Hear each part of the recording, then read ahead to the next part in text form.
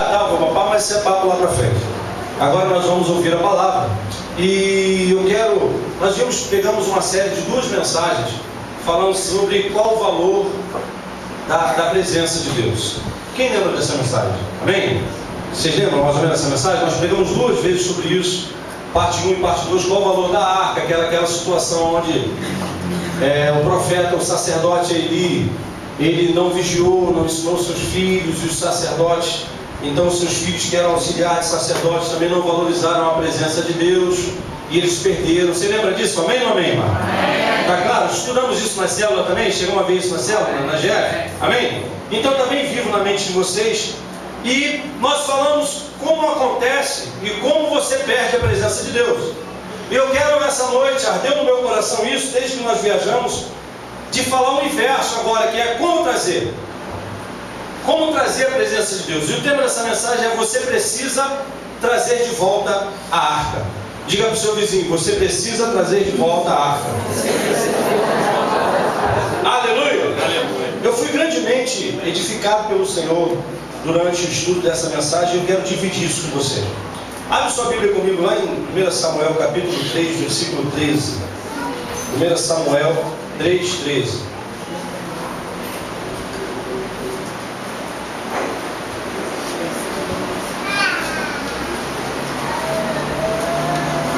Amém? 1 Samuel 3,13, lá no Velho Testamento. Amém. Aleluia. Diz assim: pois eu lhe disse que julgaria sua família para sempre, por causa do pecado dos seus filhos, do qual ele tinha consciência. Seus filhos se fizeram desprezíveis. Diga, desprezíveis. Diga, seus filhos se fizeram desprezíveis. Novamente, seus filhos se fizeram desprezíveis. E ele não os puniu. Amém? Vocês estão comendo. E ele não os puniu. A palavra diz só esse verso aí: pois eu lhe disse que julgaria sua família para sempre por causa do pecado de seus filhos, do qual ele tinha consciência. Seus filhos se fizeram desprezíveis e ele não os puniu. Aleluia. Bom, olha para mim agora, presta atenção. Havia um decreto da parte de Deus para aquela família. E o interessante é que foram os filhos de Eli, aqueles que tinham a obrigação ou a determinação, a incumbência de tratar das ofertas, de cuidar dos sacrifícios, de manter a casa do Senhor. Mas a palavra diz que esses homens, você já sabe, eu vou só dar uma pincelada, esses homens, eles não valorizaram as coisas de Deus. Eles trataram a oferta do Senhor de uma forma comum. Eles não estavam nem aí para as coisas do Senhor. Eles iam lá no templo, faziam de qualquer maneira. A palavra diz que eles se deitavam com as mulheres, eles estavam em pecado. Mas na hora de tirar a oferta, eles não respeitavam a maneira como aquilo deveria ser feito. Então a palavra diz, como nós lemos aqui, que eles foram se fazendo desprezíveis. O interessante é que não foi Deus que os desprezou, foi eles que se fizeram desprezíveis ao Senhor. Você sabe que nós podemos agir de uma tal maneira que Deus comece a nos rejeitar, que Deus olhe para você e diga: peraí, eu já estou dando muita oportunidade e essa pessoa não se conserta, essa pessoa realmente não quer comigo nada. Porque esses homens, nessa época, o ministério era hereditário. Havia um mandamento de Deus dizendo que aquela família seria os seus filhos, os filhos do sacerdote Eli, os filhos de Ofni e Finéias, seriam essas pessoas que estariam servindo a Deus no templo. Não Samuel, que nem era daquela tribo. Mas a palavra diz que os filhos de Eli foram se fazendo desprezíveis do Senhor, para as coisas de Deus. E então Deus lança um decreto dizendo: eu tinha dito que você e a sua casa me serviriam perpetuamente, mas agora, longe de mim tal coisa, eu não quero mais. Esse papo de que Deus, uma vez salvo, sempre salvo, de que Deus fez, Deus não quer mais saber, é mentira. Porque se você se fizer desprezível, se você não se levantar para fazer aquilo que Deus te chamou para fazer, Ele vai arrumar outra pessoa que faça. Amém. Diga para o seu vizinho, nós somos dispensáveis. Diga isso para ele, irmão. Aleluia! Amém. Eu quero te dizer que o pacote de biscoito de Deus não está acabando não, mano. Você não é o último biscoito do pacote, não. Você deve agarrar Jesus, você deve agarrar o teu chamado e não se tornar desprezível. Aleluia. Ou você se torna uma pessoa super importante para o Senhor, uma pessoa que possa ser usada, ou você vai se tornar desprezível como os filhos do sacerdote Eli, que tinham hereditariamente o ministério, e Deus fez o que? Desprezou eles e levantou Samuel, o improvável, aquele que não tinha nenhuma linhagem sacerdotal para ocupar. Amado, nós talvez sejamos assim. Eu creio que nessa época, tantas igrejas que são tradicionais e que tem toda uma linhagem sacerdotal, Nilson, e que tem todo um gabarito, que tem toda uma encurvatura, que são sábios, teólogos, formados, PhD, e que não valorizaram as coisas de Deus, se tornaram tão desprezíveis, que Deus está pegando a gente. Nós somos os Samuéis, aquele que não tinha nada. O que você tinha? O que você tem para Deus usar? O que você tem de bom? Eu tenho nada. Eu sou, como diz o pastor Marcelo Almeida, eu sou o mais improvável de todos vocês. Nasci numa família espírita, minha mãe só casou 6 vezes, tudo de ruim. Minha família, a maioria se separa, ninguém viveu um casamento muito tempo. Eu tenho 3 irmãos por parte de mãe, cada um é de um pai. Eu nunca fiz teologia, eu nunca quis ser crente, eu fugi pra caramba no início da minha carreira cristã. Eu sou improvável, mano. Talvez pela minha linhagem, se eu fosse seguir o que era para ser, talvez hoje você ia me chamar de pai Marcelo. É, mano, hereditariamente eu ia estar em outro lugar. Mas porque algum provável aí não quis Jesus, aí Deus vai buscar os Samuéis. Aleluia. Glória a Deus. Aqueles que estão lá, mas que têm o coração do Senhor. Aleluia. E que quando Deus traz para cá, se tornam pessoas que querem fazer. Amém. E que dizem, Senhor, como Isaías diz, eis-me aqui, envia-me a mim. E é isso que eu quero começar a mostrar para ti. Aqueles homens se fizeram desprezíveis. Nós estamos num tempo onde Deus está separando quem quer e quem não quer. Não dá mais para ficar brincando em cima do muro. Não dá mais para ficar vindo à igreja e sem saber o que quer fazer. Diga para o seu vizinho assim, é tempo de você acordar. Diga para ele, irmão. Mas como consequência disso, olha para mim. A palavra diz que eles perderam a arca. A arca foi tirada daquela cidade, foi tirada da nação, do povo de Deus. E aquele sacerdote, aquela linhagem morreu. Então aquele povo começou a viver sem a arca de Deus, mas existiam algumas coisas aí que eu quero para você trazer a arca de volta. E vocês lembram muito bem o que significa a arca? A presença. Quando nós falamos da arca, nós estamos falando de quê? Da presença. Diga para o seu vizinho, a arca é a presença de Deus. Diga isso para ele. Amém? A arca era o símbolo de que Deus estava no meio do povo. A arca era algo tangível que o povo conseguia enxergar, porque se a arca estava ali, era um sinal de que Deus estava ali. E quando a arca era levada, a nuvem seguia aquela arca. A nuvem dava a direção e a arca ia junto, significa que o povo tinha que acompanhar aquela arca. Isso significava a presença de Deus. Mas eles perderam a presença. Eu já disse isso, alguns de nós estamos perdendo a presença de Deus dentro da nossa casa. E quando você perde a presença de Deus, você perde a arca, você perde a identidade. Aí aquilo que era mundano vira normal na sua casa. Aquilo que você abolia, abominava, começa a se achar normal. E esses homens começaram então a se afastar de Deus. A primeira coisa que o inimigo quer fazer na sua vida é tirar a arca da tua casa. Porque enquanto a arca do Senhor está na tribo, está na nação, nenhum inimigo pode fazer nada. Aleluia. A presença de Deus tem que estar na sua casa, na sua família. E se você tem a presença de Deus na sua casa, você não precisa andar por aí preocupado com nada. Porque a presença da arca de Deus na tua família garante a vitória para você em tempos de guerra. Aleluia. Se você tem a arca de Deus na sua família, amado, não tem macumbaria, feitiçaria, não tem nada que possa contra isso. Mas a ação daqueles homens fez com que a arca de Deus fosse levada. Bom, eles perderam a arca, é fato. E aí agora acontecem algumas coisas que talvez possa enquadrar vocês. Eu quero te mostrar alguns princípios espirituais, algumas características daquelas pessoas que querem trazer a arca de volta, mas que na verdade não têm consciência do que é a arca de Deus, do que é a presença, que não sabem a importância disso na sua casa, que levam isso de uma maneira fútil, que continuam tratando isso de uma maneira não muito importante. E eu quero mostrar para você que se nós não aprendemos a valorizar a presença, se nós não aprendemos a valorizar a arca de Deus, nós não teremos ela de volta. Diga para o seu vizinho, a coisa não é tão simples assim não, amado. Diga isso para ele. Eu não sei como é que te ensinaram, mas eu não vejo tanta simplicidade não, amado. Ser salvo é um negócio. A salvação não vem de vós, é dom de Deus. Agora ter a presença de Deus garantindo a tua vida é outros 500. É outros 500. Tem muita gente igual aquele povo lá de Moisés, quando Deus disse para esse Moisés, eu não vou contigo, mas vou enviar um anjo. O povo está querendo que o anjo vá, mas não querem a presença. É diferente. Mas Moisés tinha esse sentimento, ele disse, Senhor, eu não quero um anjo. Se o Senhor não for comigo, eu não vou.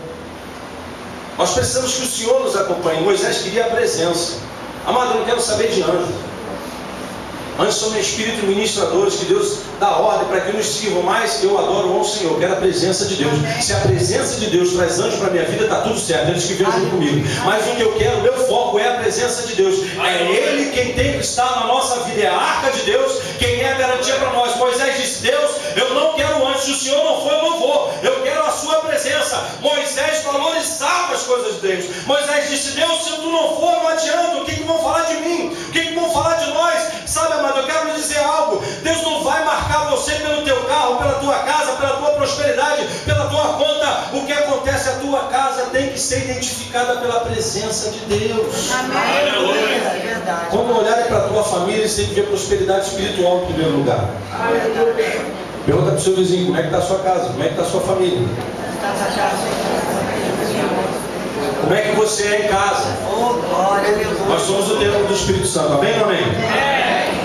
E nós temos a arca de Deus aqui dentro. Alguns irmãos só manifestam a arca dentro da igreja. Quando eles saem daqui, o que manifesta lá é a arca do Zeca Pagodinho, é a arca da Ivete Sangalo. Nada contra eles, amado. A arca do funk. Verdade. Tem umas irmãs aí que são muito abençoadas, quando chegam em casa, elas abrem a arca, que pula lá de dentro, é a Tati quebra barraco. Que ela quebra o barraco, no caso. Quando você abre a arca, o que sai lá de dentro? Verdade. O que tem lá dentro? O que tem dentro dessa arca? O que marca você? Sabe, amado, as pessoas têm que olhar para você e têm que ver a presença de Deus. Aleluia! As pessoas têm que olhar para ti e têm que ver que a arca de Deus está na tua casa. Aleluia! Amado, nós precisamos ganhar essa nação para Jesus. Como é que nós vamos ganhar? Não adianta sair por aí entregando papel. De cada 100 papéis que se entregam, 99 pessoas amassam e joga fora. E o outro, o cara guarda para ler depois e lava a calça com papel dentro. Sabe o que seu vizinho precisa ver? A arca de Deus na tua casa. Teus vizinhos precisam olhar e ver o seguinte: caramba, a gente escutava uma barulhada ali. Era uma gritaria, aquela mulher jogava a panela, xingava, mas agora eu estou vendo diferença. Aleluia. Não tem mais briga, só tem paz. O semblante mudou porque aonde a arca está, muda. Mas quando nós perdemos a arca, nós perdemos a identidade de Deus. E alguns de nós não estamos nem nos dando conta. Estamos perdendo isso. Diga para o seu vizinho, nós precisamos trazer de volta. 1 Samuel capítulo 4, verso 3. Leia só comigo aí. Nós vamos avançar mais um pouco. Quero te mostrar um outro princípio aqui. 1 Samuel capítulo 4, versículo 3. Amém? Amém ou amém? Amém. Se não se acompanha no telão para a gente ganhar tempo, eu preciso ler alguns versículos para te dar os princípios. E eu quero basear isso com a palavra. Diz assim: quando os soldados, estou lendo pela NVI, quando os soldados voltaram ao acampamento, as autoridades de Israel perguntaram: por que o Senhor deixou que os filisteus nos derrotassem? E acrescentaram: vamos assumir buscar a arca da aliança do Senhor. para que Ele vá conosco e nos salve das mãos dos nossos inimigos. Aleluia! Olha para mim aqui. Algumas pessoas querem trazer a arca. Quem quer trazer a arca de Deus de volta aí? Levanta a mão da glória a Deus. Eu quero trazer a arca também, mano. Eu não quero deixar não, eu quero trazer a arca. Eu quero tudo que tem na arca para mim. Mas esse povo queria a arca. Mas sabe qual é engraçado? Esse povo, ele tinha a arca do Senhor como um talismã. Eles se lembraram da arca. Eles estavam sem arca, estavam vivendo bem. Eles estavam adorando outros deuses. Eles estavam levando uma vida tranquila, mundana, sem problema nenhum, sem envolvimento. Sabe aquela pessoa que diz o seguinte: poxa, não, olha, esse negócio está tão envolvido, isso não é de Deus não. Sabe, eu não quero tanto compromisso, eu sou uma pessoa ocupada, eu não posso muito. Eles estavam vivendo dessa maneira, mas quando a coisa começou a apertar, quando eles precisavam de vitória, tiveram derrota, quando tudo começou a dar errado, eles se lembraram e disseram assim: peraí, nós estamos perdendo, tem um motivo. A arca está aí? Cadê a arca? Alguém viu a arca aí em algum lugar? Onde é que está a arca? Por que será que Deus permitiu que nós fôssemos derrotados? Eles tinham ido para uma guerra e tinham perdido muitos soldados. E aí quando eles perderam, eles se lembraram de Deus. Eles se lembraram da arca e disseram assim: cadê a arca? Não, caramba, nós perdemos a arca. Rapaz, vamos lá pegar a arca, trazê-la de volta, para que o Senhor nos dê vitória. A arca, na verdade, para esse tipo de pessoa, é apenas um talismã. E Deus não vai dar arca para quem quer talismã. A pessoa quer a presença de Deus para ter vitória. Você é do tipo de pessoa igual a eles, que só lembra de Deus quando está na derrota? Tem algumas pessoas, eu não sei como é que ela vai nisso, mas tem alguns irmãos aqui na igreja que quando estão na vitória somem. É o irmão Mr. M. Puf, sumiu. Mas quando aperta o negócio, ele vem, maior cara de pau. É cara de pau. Diga para o seu irmão assim: é cara de pau, diga para ele. E aí, pastor, tudo bem? Tranquilo, nice? Beleza? Beleza. Aí dentro de mim eu estou assim: já sei, está no vento. Só procura uma arca quando está no vento. Aí vem uma outra e diz: pastor, ora por mim. Poxa, eu estou com um problema no meu casamento. Eu digo: mas eu também sumiu, né? Mas quando Deus restaurou, você sumiu. Pastor, ora comigo porque eu fui mandado embora. Mas quando Deus abriu a porta, você não foi dizimista. Estou pensando comigo, não falo nada, né? Vou aqui, vou orar, tranquilão, vou receber no maior amor. Mas eu sei, dentro de mim, o Espírito Santo me revela, é que aquela pessoa quer a arca como um talismã, só quer para ter vitória. Não quer a presença de Deus, quer aquilo que Deus pode dar. Algumas pessoas querem o pão do padeiro, mas não querem o padeiro. Algumas pessoas desejam mais a bênção do que o abençoador. Quando a vida começa a ficar boa, a pessoa começa a se esfriar. É por isso que algumas pessoas não saem do vento. É por isso que algumas pessoas vivem com dificuldade. É por isso que algumas pessoas não prosperam, porque querem apenas a bênção. É verdade. E Deus não divide a glória dele com ninguém. Eles disseram: vamos lá buscar a arca de volta, nós precisamos fazer alguma coisa. Aí você vai a algumas igrejas. Esse dia eu fiquei sabendo de uma pessoa que estava aqui na igreja, que foi em outra igreja, vai lá buscar talismã, vai. Aqui nós queremos a arca, não quero talismã. Aí você vai para uma igreja que vende uma meia, que custa R$150, amado, se tu me der 20 conto, eu te vendo a minha. Olha, eu viajei para Manaus numa viagem apostólica. Colocaram dois apóstolos, um pastor, eu, mas outro apóstolo, o pastor, dentro de um quarto que não tinha ventilação. O quarto não tinha janela. Amado, na hora de dormir, alguém tirou um sapato. Eu não sei se aquela meia era aquela de R$150, mas amado, não tinha um demônio naquele quarto, porque o chulé era muito grave. Olha, misericórdia, amado. E eu tenho essa narina avantajada. Quando eu entrei, que eu puxei, disse: Jesus, me cobre com teu sangue. Senhor, não sei se o que faz aí, se tem algum tubo, faz alguma coisa, uma traqueostomia espiritual. Me adormece. Eu fiquei até 3 horas da manhã acordado para tentar tomar um Rivotril espiritual. Que é para poder cair na cama e dormir, mas eu tinha que dormir naquele quarto quente com chulé. Mas tem algumas pessoas que querem esse tipo de talismã. Leva o talismã para casa, aí pega o lenço de não sei quem, amado. Aí você vai em outra igreja, o cara te dá um prato de sal, mas para botar na comida vai adiantar o quê? A água que é de Israel, diga para o seu vizinho, isso tudo é talismã, diga para ele, irmão. Te ensinam a buscar isso. Isso não é de Deus, isso não é espiritual, mano. Porque na verdade eu não quero talismã, eu quero a presença. É a presença de Deus que nos garante a vitória. Eu não quero saber de meia de pastor, eu não quero saber de lenço de pastor. Eu quero a presença de Deus na minha vida. É a presença que nos garante a vitória. Diga para o seu vizinho, joga a meia fora, querido. Diga para ele. Aí eles queriam isso. E Deus não devolveu. Deus não devolveu, Deus não devolve. Deus não vai devolver coisa para pessoas que não querem a presença dele.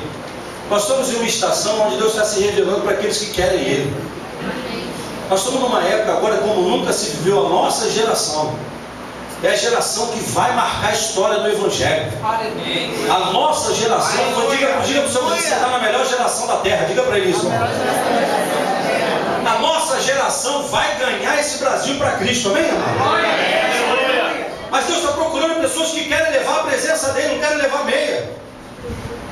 Alguém pede para lá e fala assim, eu vou te dar meia lá do pastor, mas se levar minha meia está toda furada. A pessoa não vai querer vir na igreja, vai pegar a meia do pastor furada. Eu vou te levar, não, mas a presença de Deus está em você.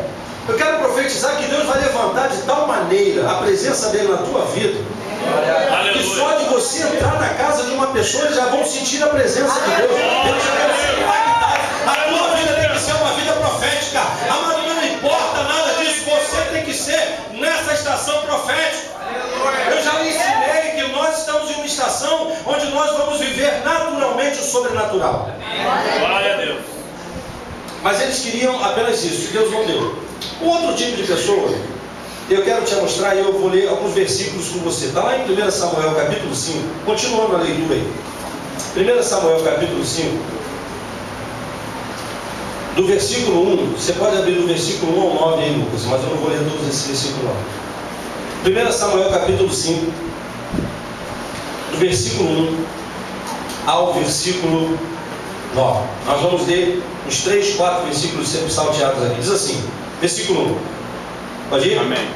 Depois que os filisteus tomaram a arca de Deus, eles a levaram de Ebenezer para Asdod e a colocaram dentro do templo de Dagom. Diga Dagom. Ao lado de sua estátua. Aleluia. Nós estamos no verso 1, agora vamos para o verso 6. Diz assim, amém? Amém. Depois disso a mão do Senhor pesou sobre o povo de Asdod e dos arredores, trazendo devastação sobre eles e afligindo-os com tumores. Quando os homens de Asdod viram o que estava acontecendo, disseram, a arca do Deus de Israel não deve ficar aqui conosco, pois a mão dele pesa sobre nós e sobre o nosso Deus Dagom. Então reuniram todos os governantes dos filisteus e lhes perguntaram, o que faremos com a arca do Deus de Israel? Eles responderam, levem a arca do Deus de Israel para Gate. Então eles levaram a arca do Deus de Israel. Aleluia. Mas, verso 9. Mas quando a arca chegou, a mão do Senhor castigou aquela cidade e lhe trouxe grande pânico. E ele afligiu o povo da cidade, jovens e velhos, com uma epidemia de tumores. Aleluia. Olha para mim. O povo filisteu foram eles que tinham saqueado. Você vai entender o contexto disso, preste atenção. O povo filisteu foram o povo que tinha saqueado e tinha levado a arca do Senhor de Israel para a nação deles. E quando eles chegaram lá, eles pegaram essa arca que representa o quê? Eu não te ouvi, representa a presença de Deus. Eles pegaram essa arca e levaram para dentro de um templo de um Deus chamado Dagom e colocaram a arca de Deus ali dentro. E quando eles acordaram no outro dia, essa estátua tinha caído, as mãos da estátua, os pés tinham sido cortados, né? E eles ficaram muito assustados. E acontece que depois esse povo começou a ficar doente. E aí eles entenderam que era porque a arca de Deus estava ali. Eles disseram, vamos levar para outro lugar. E levaram para Gade. Quando chegaram lá, o povo de lá também começou a ficar assustado, ficar em pânico. Porque quando a arca chegou lá, Deus também derramou pestilência sobre aquele lugar. Bom, amado, por onde a arca de Deus passava ali, aquele povo que estava com a arca de Deus e que não tinha um propósito certo, eles ficavam enfermos, doentes. Eles, na realidade, não prosperavam. A palavra diz então que eles ficaram em pânico, toda aquela nação. E o que eu quero traçar isso para vocês? Quando a gente fala sobre ceia, a palavra diz que nós não devemos cear sem discernir o corpo de Cristo, porque por causa disso há dentre vós muitos fracos e doentes. Alguns de nós não discernimos a presença de Deus e por isso andamos enfermos dentro da casa de Deus. Há um senso de que hoje nós somos mais de 40 milhões de evangélicos, não é? Mais ou menos isso? Sobre dentro do Brasil? O censo é mais ou menos isso aí, mais de 40 milhões. Mas de 40 milhões, o outro censo também diz que o maior número de desviados estão dentro da igreja. Sabe por quê? São pessoas que estão doentes, estão dormindo espiritualmente porque não discernem a presença de Deus, não conseguem discernir o corpo de Cristo. E aí quando eles vêm para a igreja, mesmo que seja a hora da ceia, eu não quero falar sobre a ceia agora, mas eles participam da ceia, eles vêm para o culto, mas eles não sabem o que fazer com a arca de Deus. E muitas vezes a sua vida está sendo tomada de pestilência, de enfermidade, não é, de coisas que não dão certo. Aí eu quero traçar um paralelo rapidamente para te mostrar algo. Aleluia. Abre comigo agora lá em Lucas capítulo 16, verso 13. Só esse versículo só. Lucas 16, 13. Amado, se você não tiver condições de anotar, depois você vai comprar o CD. Eu quero te desafiar a comprar essa série de 3 CDs, Lucas 16, 13, sobre qual o valor da presença de Deus. Essa série de 3 mensagens que nós vamos terminar hoje com essa, você deve trazer a arca de volta. Compre, adquira isso, estude isso em casa, vai ser de grande valia para ti. Lucas 16, 13 diz assim: nenhum servo pode servir a 2 senhores, pois odiará um e amará outro, ou se dedicará a um e desprezará o outro. Vocês não podem servir a Deus e ao dinheiro. Não podem servir a Deus e ao dinheiro. Não te ouvi. Você não pode servir a Deus e ao dinheiro. Falou em dinheiro, toca no teu vizinho. Diga, vizinho, em nome de Jesus, se liberta. Diga para ele. Tem gente que está tão pão-dura que não quer nem falar o nome. Porque se falar o nome parece que está ofertando. Você não pode servir a Deus e ao... Você não pode servir a Deus e ao dinheiro. Está presa a mamon. E olha para mim, irmão. Eles pegaram aquela arca, os filisteus, eu quero traçar um paralelo com uma classe de pessoas que estão dentro da casa do Senhor também. Eles pegaram aquela arca que significava a presença de Deus e levaram para dentro de um templo. Quem é o templo hoje em dia, amado? O templo, hoje nós entendemos que é a figura de quem? De nós. Diga, nós somos o templo do Deus vivo. Amém ou amém? Amém. Quem é do MRC sabe disso. Amém ou amém, irmão? Quando nós temos templo na palavra, no Novo Testamento, nós não entendemos que a palavra está falando de templo e nós somos o templo do Deus vivo. E a palavra diz que eles pegaram essa arca e trouxeram. Existe uma classe de pessoas que querem trazer a arca de volta. E eles trouxeram essa arca para dentro do templo, mas existia um outro Deus dentro do templo. Era um Deus chamado Dagon. Diga, Dagon. Esse Deus, ele era metade... Eu não vou saber falar com você, isso aqui, ó. Era metade homem e metade peixe. E esse Deus era o Deus da agricultura. E a agricultura era para eles uma das maiores formas de prosperidade, de adquirir riquezas. Então esse Deus Dagon simbolizava para eles também o Deus da prosperidade.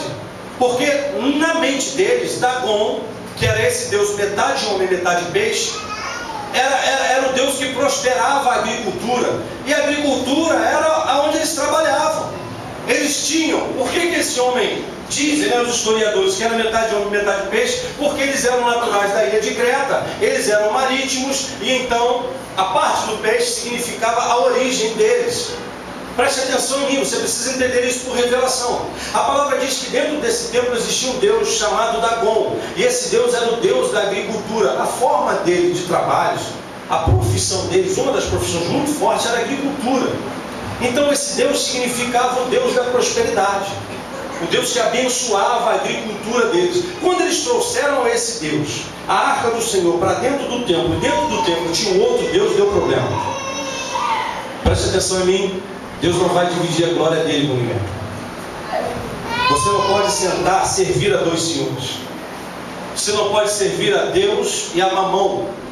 Você não pode servir a Deus e a Dagon, que é o Deus da agricultura. Olha, amado, se você quiser trazer a arca de volta, mas o teu coração, na realidade, ele está querendo não o Deus para habitar em você pelo que ele é, mas o Deus pelo que Ele pode fazer, porque na verdade Deus Ele sonda os nossos corações.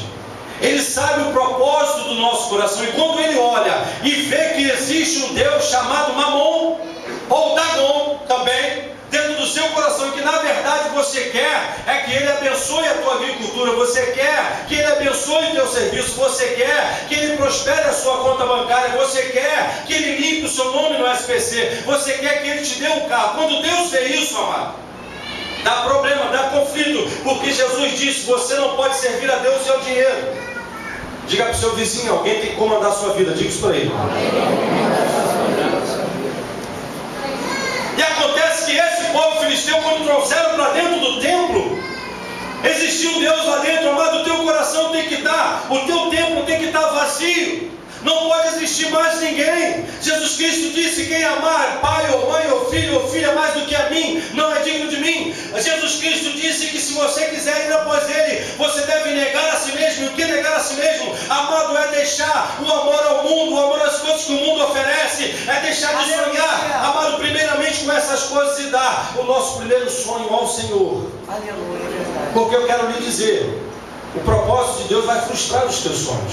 Verdade. Muitos de nós estamos aqui, sonhamos com muitas outras coisas, menos de estar tão envolvidos com Deus, mas o propósito de Deus é que vai prevalecer na nossa vida. Verdade. E é isso que eu quero lhe dizer. Deus vai te prosperar, mas Ele te prosperar é apenas uma ferramenta para alcançar outras pessoas. Você está entendendo isso? Amém ou não amém? Você deve sonhar com prosperidade, mas você não deve sonhar para você. Verdade. Você deve sonhar para a glória de Deus.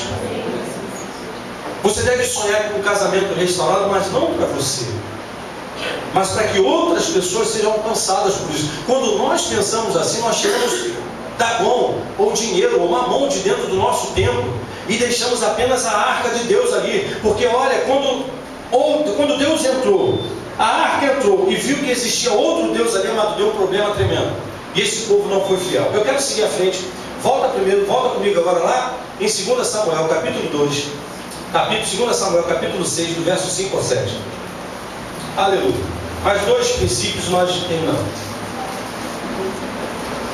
2 Samuel 6, do 5 ao 7.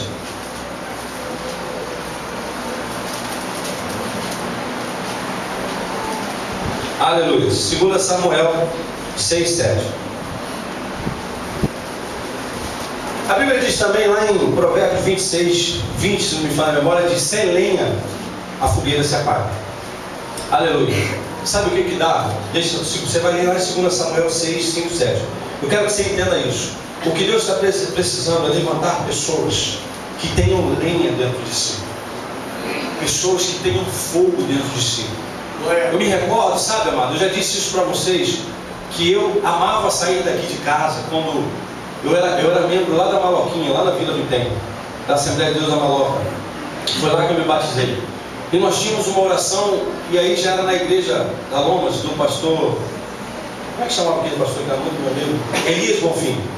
Na época era o pastor Elias Bonfim, que era muito meu amigo, e tinha uma oração às sexta-feira, 3 horas da manhã. E eu ia para essa oração às 3 horas da manhã, porque eu queria a arca de Deus, porque eu precisava ser liberto de muitas coisas, né? E então eu ia para lá, oferecia o meu melhor ao Senhor. Mas, amado, quando chegava lá tinha um irmão, por mais que eu brinque, né, com vocês aqui, mas eu gostava de ver um irmão que chamava Irmão 220, que eu botei o apelido dele. Amado, porque quando começava a oração, aquele cara tinha tanta lenha, mas era tanta lenha dentro dele. Aleluia. A Bíblia diz que sem lenha a fogueira se apaga. E quando a gente começava a oração, a lenha daquele cara era instantânea, era combustão instantânea. Aleluia. Eu falava: rapaz, esse é o irmão 220. Porque, rapaz, o velho era avivado, o velho era animado, ele dava glória, ele era feliz. E era aquele negócio, eu ficava: cara, eu quero isso na minha vida. Eu quero ser apaixonado por Jesus a esse ponto. Eu quero ter a arca dentro de mim, eu quero que todo mundo veja essa lenha dentro de mim. Eu quero que as pessoas me vejam avivadas, eu quero que elas me vejam animadas, eu quero contagiar as outras pessoas, eu quero que elas queiram imitar a minha vida espiritual, não que eu seja melhor, mas eu quero passar algo de Deus para a vida de outras pessoas. Amado, a arca de Deus tem que trazer lenha para você, a arca de Deus tem que aumentar a minha fogueira, a arca de Deus tem que fazer você ser avivado, a arca de Deus tem que fazer algo. E você sabe o que eu entendo quando Deus ajunta a gente?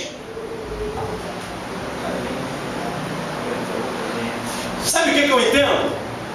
Por que eu gosto de ser avivado? Porque assim, você já viu quando... Quem aqui quando eu era pequeno, fazia aquelas fogueiras para assar batata? Sei que talvez a nova geração não saiba disso, mas quem viveu isso aí? Quem tem 20 anos aí? Isso, igual a mim, assim, que viveu essa época mesmo? Você lembra disso? A gente fazia aquelas fogueiras, e botava batata doce, batata inglesa, a gente punha lá, ali para poder aquecer aquele negócio. Era legal, não era? Amém ou amém, mano? Aí nós fazíamos esse negócio, aí você já reparou como é que era? Quando a gente botava combustão no negócio, aí daqui a pouco tinha umas lenhas que eram mais arretadas, Então você colocava fogo ali naquele negócio, daqui a pouco começava... Não era assim, mano? Dava umas fagulhas, Dava umas fagulhas, e assim, eu lembro uma vez que eu vendia... na minha época a gente botava umas casinhas de bombinha para vender, E aí minha mãe fez uma casinha de bombinha para a gente vender bombinha. Vocês não viram o que é isso? Nessa época de festa de João, aí, essas coisas todas. Amado, e numa dessa fogueira, amado, a minha casinha toda bonitinha, cheia de bombinha, cobra cega, lembra disso? Peidinho cheiroso, guardinha cheirosa, sei lá, tinha esse negócio. Quando eu era garoto tinha isso, amado. Hoje em dia não tem mais. Cabeção bombinho, Morteiro, pé de moleque, sei lá, pega o chapéu, negócio assim. Amado, mas numa dessa fogueira, amado, tinha um tronco santo lá, que soltou uma brasinha que foi lá dentro da minha casinha de bombinha lá. Botou fogo na minha casinha todinha. Virou um verdadeiro apresentação pirotécnica com tudo aquilo que eu tinha, que era para arrumar um dinheirinho. E foi tudo embora por causa de uma bendita brasinha que voou. E caiu lá em cima de alguma cobra seca, de alguma coisa lá, e a madre da minha casinha foi pro espaço, todo mundo riu, e eu chorei. Alegria de um, tristeza de outros, amado? Mas amém. Foi um aprendizado. Aí preste atenção em mim, amado, olha bem. Quando nós nos reunimos aqui, fala pro senhor dizer assim, isso aqui é uma fogueira santa, diga para ele. Isso não é a campanha da fogueira santa não, mesmo? Não tem um envelope, não tem sal de Israel. Eu fui para Fortaleza, mas não trouxe nada abençoado lá, nada disso. Só o ensinamento que está aqui dentro do material da escola, Mas, amado, presta atenção. Quando nós nos reunimos aqui, alguma coisa acontece. Tem aquela porção de lenha. Aí, de repente, alguns de nós somos aquela fogueira mais acesa. Aí você está do lado. A gente começa a louvar, a gente começa a clamar. Aleluia. E dou glória a Deus pelo grupo de louvor aqui da igreja, que tem melhorado a cada dia. Verdade. Que está botando fogo mesmo da igreja. O primeiro fogo começa aqui em cima, amém ou amém? Se não tiver fogo aqui em cima, reclama com eles. Mas olha, amado, essa fogueira está baixa, hein, Renan? Cadê o Renan? Está onde? Aleluia! Amém. Pô, você sempre senta aqui, você está sentando aí atrás. Cadê o Alex, pastor Alex? Tá direto? Se você vê que a fogueira está baixa, tem que reclamar, porque, amado, o fogo começa aqui em cima. E vou lhe explicar como é que acontece. Aí daqui de cima começa a voar aquelas brasas abençoadas do altar do Senhor. É verdade. E ela vai, atinge uma porção de lenha que está atrás. Acende uma fogueira aqui, daqui a pouco acende uma fogueira aqui. Aleluia. Essa fogueira daqui solta outra brasa santa para o lado de cá. E daqui a pouco daqui solta outra brasa santa para lá, amado, e o troço começa a aquecer. Eu quero te dizer isso, quando nós nos reunimos, amado, é para nós recebermos princípios espirituais em primeiro lugar. E depois é para nós acendermos a brasa do vizinho que está do lado. É para que a pessoa que está do nosso lado seja alcançada. Deus precisa acender essa lei que está em você. Você precisa ser avivado. Porque quem está do teu lado não está desapercebido. Quem está do seu lado não é coincidência. Jesus colocou você do lado dessa pessoa para a tua fogueira acender ela, para a tua fogueira contagiar essa pessoa. Nós precisamos ser fogueira santa de Deus. Aleluia.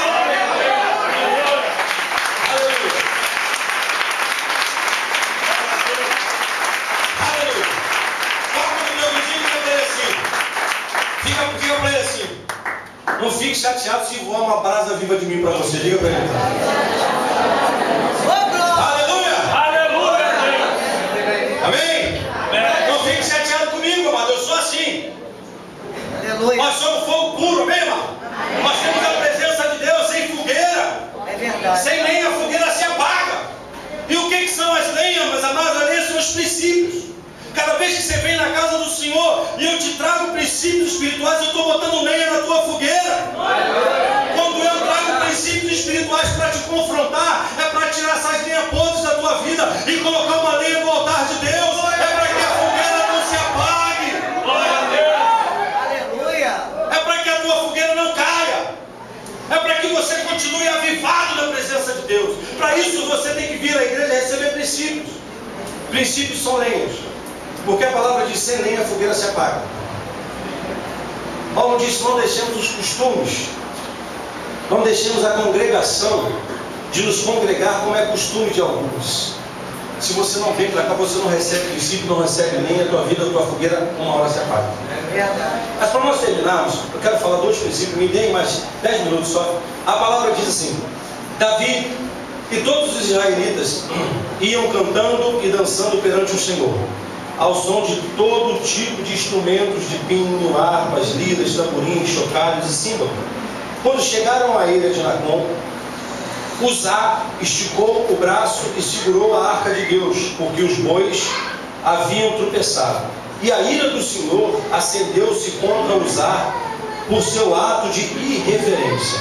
Por isso Deus o feriu e ele morreu ali mesmo, ao lado da arca de Deus. Aleluia! Glória a Deus! Aleluia! Olha para mim, esse é o penúltimo princípio. Não basta apenas trazer a arca de volta, mas você deve trazer a arca de volta com sabedoria. Existem princípios espirituais para nós recebermos a glória de Deus na nossa vida. Davi, quando ele assumiu, aí nós já estamos vendo um outro contexto, né? Morreu o sacerdote ali, morreu os filhos dele. Samuel herdou então agora o sacerdócio de Deus da nação. E então a nação pede um rei. E então Deus dá Saul como rei. Saul também não foi o primeiro rei de Israel. Saul também não reverenciou as coisas de Deus. Saul também foi o primeiro rei, mas Saul foi uma pessoa que não valorizou, não obedecia ao Senhor. Saul, quando começou a ficar abençoado, ele começou a desprezar a voz do profeta. Saul, quando começou a ser abençoado, ele já não dava mais ouvido aos princípios que ele recebia do profeta de Deus. E quero lhe dizer algo: você deve ouvir o profeta, você deve ouvir a voz de Deus para que você possa prosperar. E Saul perdeu. Então Deus vai e levanta Davi. Quando Deus levantou Davi, Davi disse assim: Davi era um cara inteligente, e ele entendia que 2 princípios regem uma nação. Um é um princípio político e o outro era um princípio religioso. Davi tinha politicamente a aceitação da maioria, mas ele precisava ter o comando espiritual também. E Davi entendia a importância da arca do Senhor. Então ele disse: eu vou trazer a arca de volta para casa, para a cidade do Senhor. Davi tomou Jerusalém e disse: eu vou pegar a arca de lá, vou trazer para cá. Davi construiu uma tenda muito simples, mas que tinha um grande significado espiritual. Não dá tempo de eu falar sobre isso hoje. Mas quando Davi veio trazendo a arca, a palavra diz que eles iam, olha só comigo, olha comigo aí, a palavra diz que eles iam, no verso 5, Davi e todos os israelitas iam cantando e dançando perante o Senhor, ao som de todo tipo de instrumentos, de pinho, de harpas, liras, tamborins, chocalhos e símbolos. Olha para mim, amado, a palavra diz que Davi ia adorando ao Senhor. Você não canta a Deus aqui, você não adora a Deus, amém, amém? Você está cantando aqui com instrumentos. Davi se alegrava, Davi andava, né? Davi ia cantando perante o Senhor, mas a palavra diz que ele não estava fazendo a coisa do jeito que Deus queria. E aí, de repente, os bois que estavam caminhando, os bois estavam levando a carroça com a arca, e em volta estavam aqueles que eram os filhos de Aminadab, que eram responsáveis de cuidar da arca, né? Onde a arca estava guardada durante muito tempo. E eles então estavam andando, e Uzá era um dos filhos desse homem. E os bois, já cansados daquela caminhada, a certa altura, um dos bois tropeça. E quando a arca dá uma desequilibrada, esse homem chamado Uzá se esticou e tocou na arca para não deixar a arca cair. A intenção era boa, amém ou amém? Mas tocou errado, a glória de Deus. Ele não tinha autorização para fazer isso. A Bíblia diz que a ira do Senhor se acendeu sobre ele e ele morreu. Davi então entrou numa frustração, cara. Ele disse: rapaz, o que eu faço agora? Deixou a arca no meio do caminho, ele ficou sem entender como é que tinha que fazer. Sabe, amado, eu quero te dizer isso. Algumas pessoas vêm para a igreja e acham que simplesmente cantar e dançar traz a arca de Deus. Isso não é nada. Tem uma porção de gente cantando e dançando lá fora. Você acha que vir para a igreja é muita coisa para trazer a arca de Deus para você? Você tem que ter mais do que 2 horas de comunhão com Deus. Trazer a arca de Deus vai requerer muito mais de você. Eu estou dizendo isso para quem quer viver uma vida de excelência na presença de Deus. Amém ou não amém? Amém. Eu estou dizendo isso para aquelas pessoas que querem viver uma vida de realizações espirituais. Eu quero dizer isso para algumas pessoas que querem viver o melhor do que Deus tem para essa estação. De pessoas que não querem simplesmente um carro, de pessoas que não querem simplesmente um casamento, de pessoas que querem viver como reis e sacerdotes em vida. Mas nós precisamos trazer de forma diferente essa arca. Davi trouxe dessa maneira e Deus rejeitou isso. Mas o que ele estava fazendo de errado? Ele estava cantando, ele tinha boa vontade. De boa vontade o inferno está cheio. Precisa ter santidade para fazer as coisas de Deus. Precisa ter separação. Precisa ter sacrifício. É isso que é o último tópico que eu quero te mostrar. No versículo 6, no capítulo 6 mesmo, no verso 3 ao 15. Davi vai tentar novamente agora trazer a arca de Deus. Diz assim, no verso 15 ao verso 17. Foi? Do verso 15 ao verso 17. Aleluia. Do verso 15 ao verso 17. Diz assim, olha. Amém. Quando os que carregavam a arca do Senhor davam 6 passos, diga 6. Aleluia. Eles sacrificavam o boi e o novilho gordo. Davi, vestindo o colete ou a estola, sacerdotal de linho, foi dançando com todas as suas forças. Diga, com todas as suas forças. Perante o Senhor. Enquanto ele e todos os israelitas levavam a arca do Senhor ao som de gritos. Diga isso, gritos. Diga, gritos de alegrias. E de trombetas. Aleluia, olha para mim. Davi fez a primeira vez. E aí ele viu que não fez certo, ele viu que Deus não aprovou, porque ele fez de qualquer maneira. Tem muitos de vocês que vêm para a igreja, que querem a presença de Deus, que têm uma boa vontade, mas que não querem fazer sacrifício. Que querem receber a glória de Deus de qualquer maneira. Que acham que vir para a igreja já é muita coisa. Eu moro longe, pastor. Eu já vim de lá para cá e já é um sacrifício tremendo. Você está achando que só porque vem para a igreja 1 ou 2 vezes por semana é muita coisa? A palavra diz que Davi tentou dessa maneira a primeira vez e Deus rejeitou. Deus disse assim, não é assim que eu quero. Se você quer a minha presença, você vai ter que fazer mais. A palavra diz, buscar-me-eis e me encontrareis quando me buscardes todo. Tem muita gente que busca Deus de coração, mas não busca com todo o coração. E aí a palavra diz que na segunda vez, quando Davi entendeu isso, aí ele voltou, e aí ele montou toda uma estratégia para levar a arca. Eu tenho que resumir isso, mas a palavra diz que a cada 6 passos ele oferecia um sacrifício. Por que ele fazia a cada 6 passos? Tem uma simbologia espiritual. Nós sabemos que na Bíblia o número do homem é o número 6. Diga 6. Toda vez que a Bíblia fala sobre o número 6, esse é o número do homem. E a palavra diz que Davi, quando dava 6 passos, quando eles davam 6 passos, eles paravam e faziam um sacrifício ao Senhor.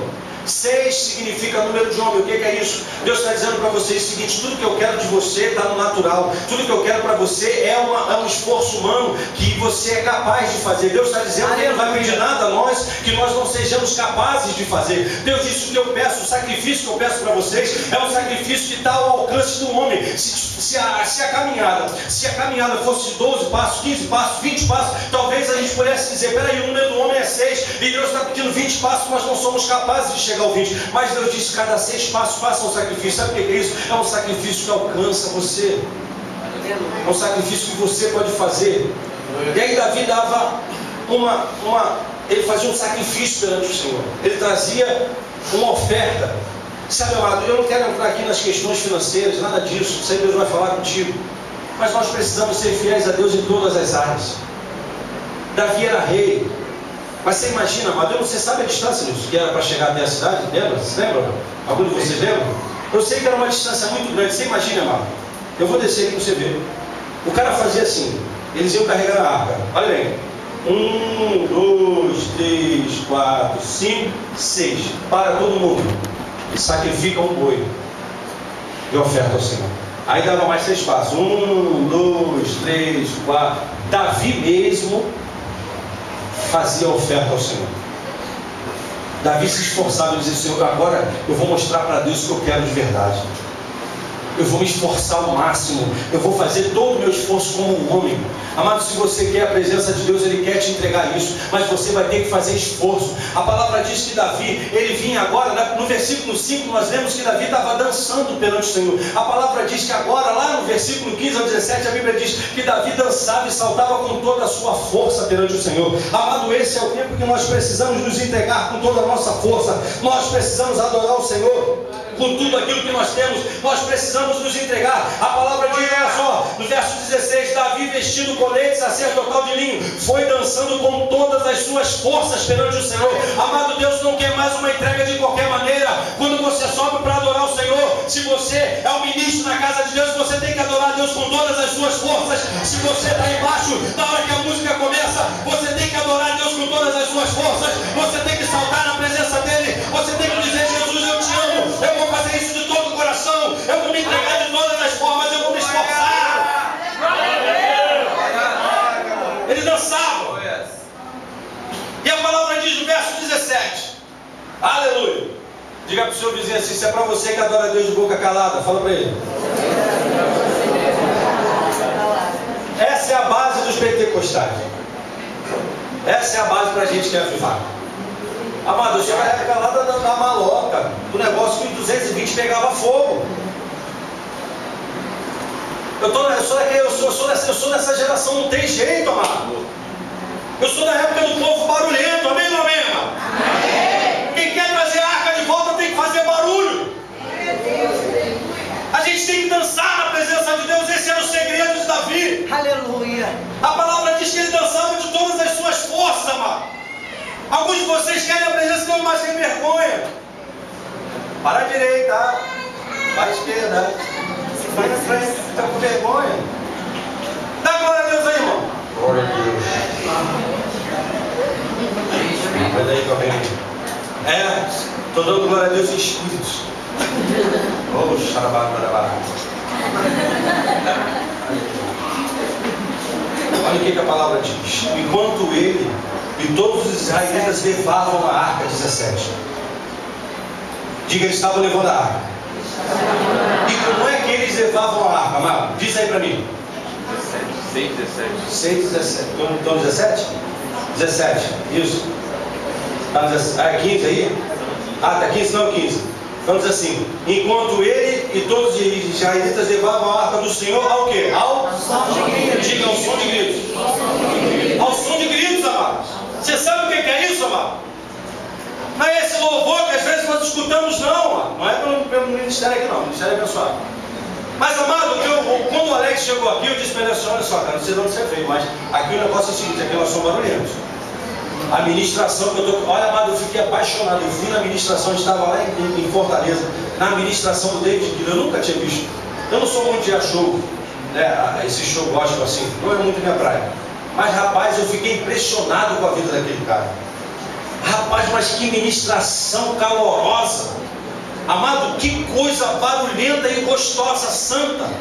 Que adoração maravilhosa, amado. Não tem como você ficar parado. Não tinha como ficar parado, amado, e colocaram eu para fazer negócio de peixinho, tinha que andar assim pro lado. Falei, gente, em nome de Jesus, não tira foto disso. O Anderson estava tirando uma foto, falei, se tu passa isso aí lá no Facebook, o pastor fazendo negócio de peixinho dançando, agora para a esquerda, e aí a gente ia, né? E grita agora! É pro Senhor. A nossa base bíblica está aí, ao som. Quem carrega a arca tem que fazer barulho. Amado, não tem jeito. Você consegue entender isso junto comigo? Amém ou não amém, amado? É verdade ou não é? Amado, eu vou lhe dizer algo. Quando a fogueira começa a aquecer, não dá para ficar quieto. Amado, eu até tento não fazer barulho, eu tento até não fazer vexame, mas, amado, eu sou igual Davi, eu tenho que me expressar perante o Senhor, a gente tem que gritar, a gente tem que pular, porque, sabe, quem ama a obra de Deus, quem está carregando a arca, tem prazer de fazer isso. É isso que eu quero te dizer. Deus não quer devolver a arca para pessoas que são moribundos. Deus não quer trazer água para a arca para pessoas que são frias. Sabe, amado, Deus ele não vai aquecer você, você já tem que estar quente, você tem que vir para cá, para a presença de Deus quente, porque Ele está fervendo. Você tem que dizer, Senhor, eu quero a arca, eu quero contagiar meus irmãos, eu quero que as pessoas sejam alcançadas, sabe? Eu quero que as pessoas vejam o meu avivamento, eu quero que as pessoas ouçam o meu grito. Fala para o seu vizinho assim, amado, você vai ficar chateado comigo, mas a partir de hoje eu vou gritar. Vamos gritar. Glória a Deus. Glória a Deus. Eles levaram a arca ao som de gritos e de trombetas. Eu quero carregar a arca dessa maneira. Eu trago uma roupa de linha sacerdotal que significa santidade. Eu termino essa mensagem dizendo isso. Você precisa trazer isso para a sua vida, mano. Você precisa trazer isso para a sua vida. É isso que eu quero na minha vida. Amém ou amém, irmão? Eu quero carregar essa arca. Não me importa o que vão falar de mim. A gente pode cantar essa música? Não tem música? Eu. Antigona, naquela época lá que você sabia ainda. Não importa o que vão. Pessoal, Mamute, o Evangelho. Amado, eu não quero entregar ninguém. Mais velho que você? Eu não quero entregar ninguém, mas o Renzi jogou bola com Moisés. Não é tão velho assim não, né? De couro. Mas jogou bola de couro lá em Israel. Eu acho que o Renzi deu uns pega em Miriam, não deu não, Renzi? Não é por isso que ela bateu o bandeiro lá na época do... Mas amém. Amado, nós vamos avivar na presença de Deus. É isso que eu quero dizer para você. As pessoas precisam passar lá fora e escutar isso de nós. Os teus vizinhos precisam escutar isso na tua casa. Aleluia! As pessoas precisam ouvir você cantando, as pessoas precisam ouvir isso. Nós precisamos ser uma fogueira que solte faísca para tudo quanto é lado. Quando você vier para a igreja, mas se você quer a arca, grite para ele. Diga, Senhor, eu estou carregando a arca, eu quero ser mais avivado. Sabe, amado, não basta apenas querer a arca de volta, porque quando você traz a arca, olha bem, Davi era rei. Ele agora estava com domínio total, mas ele disse, eu não quero dominar sem a presença de Deus. Eu não quero a bênção sem Deus estar comigo. Amado, não queira a bênção. A bênção é só mais um toque. A bênção vem no pacote. O importante é a arca do Senhor na nossa vida. Se coloque de pé junto comigo em nome de Jesus. Glória a Deus.